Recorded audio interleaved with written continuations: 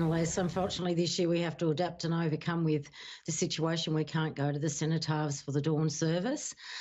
So in early March there was 3 veterans out there that came up with an idea that we should go to the end of our driveways or out in our front lawns at dawn on Anzac Day. So we thought, what can we do to try and get that out there and try and get the kids involved? So we come up with an idea to do an interactive poppy pledge. So you put your name and your address in, and what it does, bring up a big map of Australia.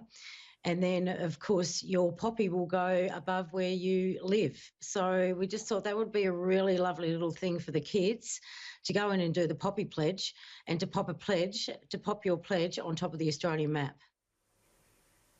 Now, we don't quite have that map on the screen yet. I'm hoping it's coming up in a moment, but we can see there is just a sea of poppies across the country. Why is this so important to be honouring veterans in this way? It's just an extraordinary time. So many are feeling so isolated, and it's really hard to feel connected on a day when usually we have parades out, we usually have the dawn service right across the country with everyone standing in solidarity.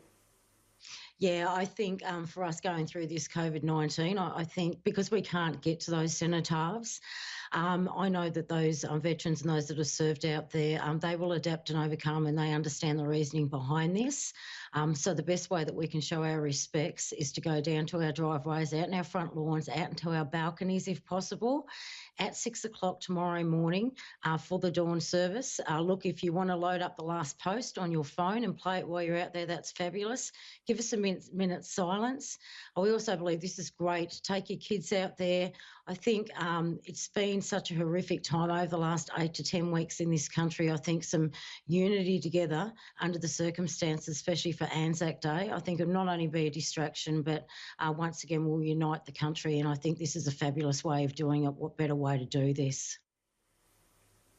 And we're all under kind of extraordinary mental health strain, just all in this COVID-19 together. But are you concerned at all about veterans at this time, and what kind of support would be out there for them?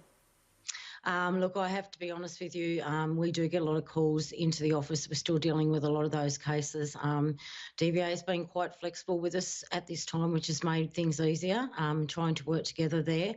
It is very difficult out there. Some of them were already waiting 8 to 10 weeks before they could see a psychologist or a psychiatrist. We know that we're going to have to do a lot of cleaning up after we get back to some sort of normality, but I can tell you they would be feeling it, especially if they're isolated in their own homes and they can't even see their own mates.